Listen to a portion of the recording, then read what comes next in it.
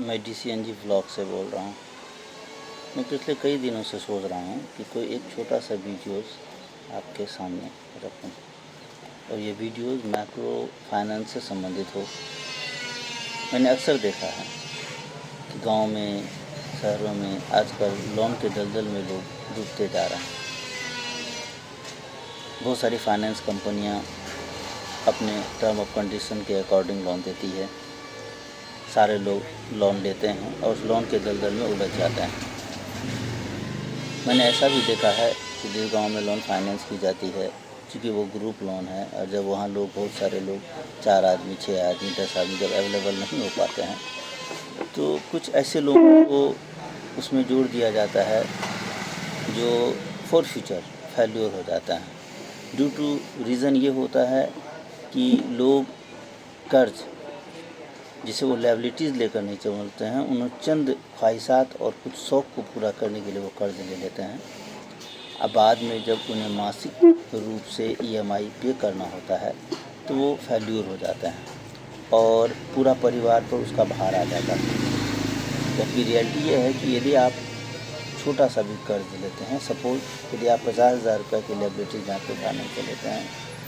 तो 2 साल में आपको 15,000 रुपये अतिरिक्त पे करना होता है, लगभग, जो कि आपको पे करना ही होगा और वो EMI के साथ मेंटेन होती है।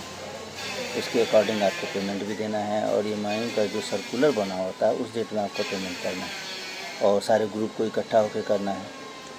बैंक और फाइनेंस कंपनी अपने तो सारे टर्म और कंडीशन को अप्लाई कर दी,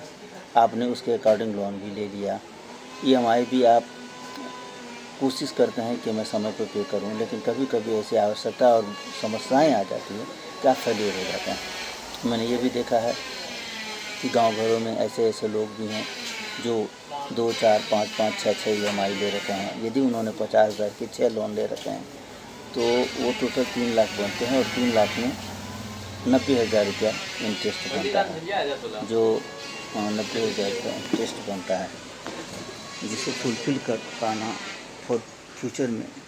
एक समस्या की तरह प्रतीत होता है और इस समस्या के लोग शिकार भी हो जाते हैं और कहीं न कहीं से वो इसमें फेल भी हो जाते हैं और उस समय वो लोगों को दुहाई देने लगते हैं कि जैसे माइक्रो फाइनेंस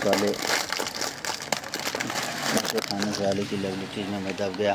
फाइनेंस वाले मेरे साथ ऐसा कर रहे हैं, फाइनेंस वाले मेरे साथ वैसा कर रहे हैं। समय ऐसा आता है जब वो फाइनेंस वाले की शिकायत का ढेर लगा देते हैं। शायद उनके द्वारा उनको भी अपमान किया जाता है या फाइनेंस वाले के द्वारा उनको अपमान किया जाता है या आपके द्वारा फाइनेंस वाले को अपमान किया जाता है। जबकि इस समस्या की तह तक यदि आप जाते हैं तो आपको पता चलता है कि क्योंकि उन्होंने फाइनेंस वाले से सारे टर्म और कंडीशन को अप्लाई करके अपनी आर्थिक स्थिति को सुधारने के लिए लोन लिया और आप अपनी आर्थिक स्थिति को सुधारने के लिए लोन लिया, लेकिन उस पैसे को अनावश्यक आपने कहीं और दूसरे मद में लगाया, जिससे आपकी आर्थिक स्थिति और बिगड़ गई, तो समस्या तो उत्पन्न होगी। इसलिए आप सबों से अनुरोध है कि आप अपने ऊपर कर्ज का भार ज़्यादा न बढ़ाएं, सोच समझकर फाइनेंस कंपनी से कर्ज लें।